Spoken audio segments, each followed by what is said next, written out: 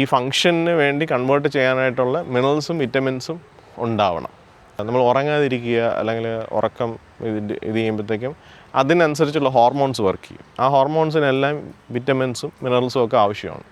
നമ്മൾ ഏത് രീതിയിൽ ഇമോഷനാണെങ്കിലും നമ്മുടെ റൂട്ടീൻ തെറ്റിച്ചിട്ടുള്ള കാര്യങ്ങളായാലും അതിനെല്ലാം വിറ്റമിൻസും മിനറൽസും എടുത്ത് തന്നെയാണ്, ഇതിനെല്ലാം ഒരു സോഴ്സിൽ നിന്ന് തന്നെയാണ് റിസോഴ്സായിട്ട് എടുക്കുന്നത്, കൺസ്യൂം ചെയ്യുന്നത്.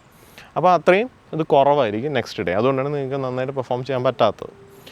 പ്ലസ് ഇതിൻ്റെ കൂടെ എക്സ്ട്രാ കോർട്ടിസോൾ പോലുള്ള ഹോർമോൺസ് പ്രൊഡ്യൂസ് ചെയ്യുമ്പോഴത്തേക്കും മസിൽ ഫൈബേഴ്സിൽ ചെറിയ ക്രാക്കും കാര്യങ്ങളൊക്കെ ഉണ്ടാകും. അപ്പോൾ അത് പെട്ടെന്ന് അത് വെച്ചുകൊണ്ട് നമുക്ക് ആക്ടിവിറ്റി ചെയ്യാൻ പറ്റില്ല. ഇത് രണ്ടിൻ്റെ ഒരു കോമ്പിനേഷനാണ് നമുക്ക് ഈ രാവിലെ ഇതുപോലെ ഉറക്കമൊക്കെ പ്രശ്നം വന്നു കഴിഞ്ഞാൽ ഇത് ചെയ്യാൻ ബുദ്ധിമുട്ട് വരണം. അതിൻ്റെ ഫസ്റ്റ് ഇതാണ് ഉറക്കം എണീറ്റ് കഴിയുമ്പോൾ വർക്കൗട്ട് ചെയ്യുന്ന സമയത്ത് മൂവിങ് അല്ലാത്ത പോലെ തോന്നും.